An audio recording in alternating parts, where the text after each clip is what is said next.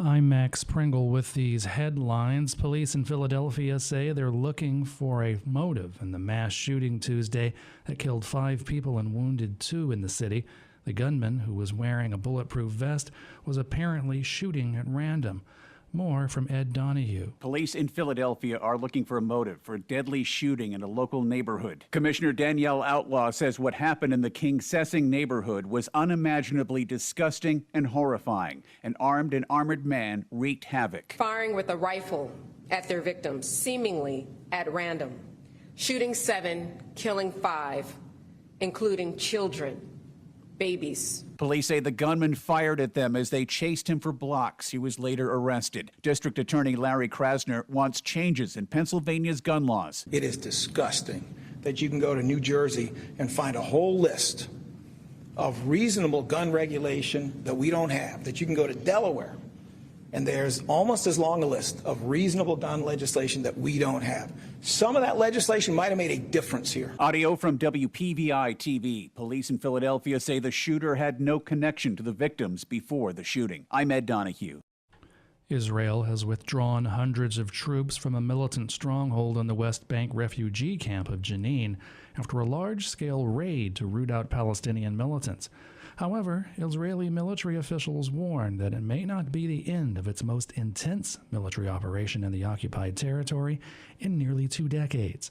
Charles de la Desma reports. Israel's ended its West Bank raid, calling it a blow to militants, while Palestinians grapple with the destruction.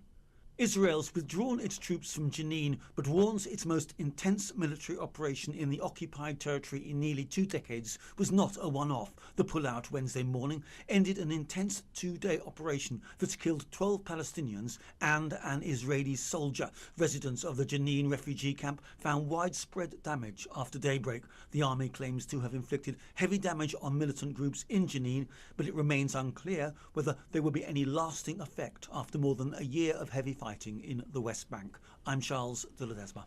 China has imposed export limits on 2 metals used in computer chips and solar cells, expanding a squabble with Washington over high-tech trade ahead of Treasury Secretary Janet Yellen's visit to Beijing this week.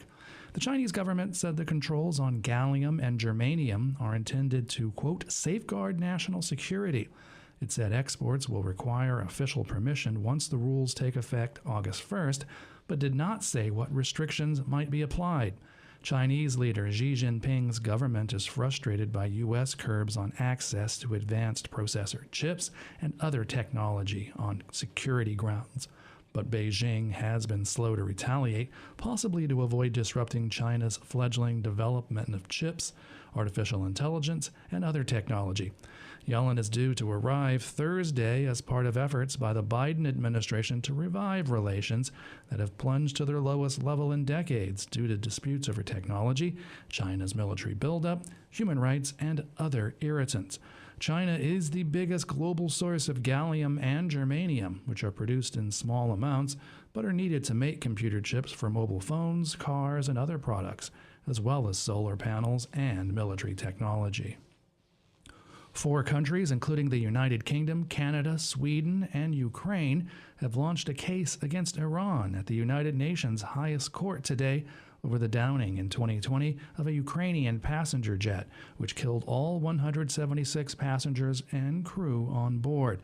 The 4 countries want the International Court of Justice to rule that Iran illegally shot down the Ukrainian International Airlines plane and to order Tehran to apologize and pay compensation to the families of the victims. The airliner was traveling from Tehran to Kyiv in January of 2020 when it was shot down soon after takeoff. The people killed included nationals and residents from those 4 nations, as well as Afghanistan and Iran. Iran at first denied involvement in the incident, then said its paramilitary Revolutionary Guard mistakenly downed the Ukrainian plane with 2 surface-to-air missiles. Iranian authorities blamed an air defense operator who they said mistook the Boeing 737 for an American cruise missile. An Iranian court this year sentenced an air defense commander allegedly responsible for the downing to 13 years imprisonment. That's according to the country's official judiciary news outlet.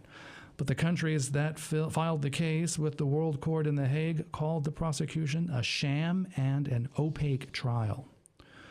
President Biden today welcomes the Prime Minister of Sweden to the White House to discuss, among other things, that country's bid to join the NATO alliance.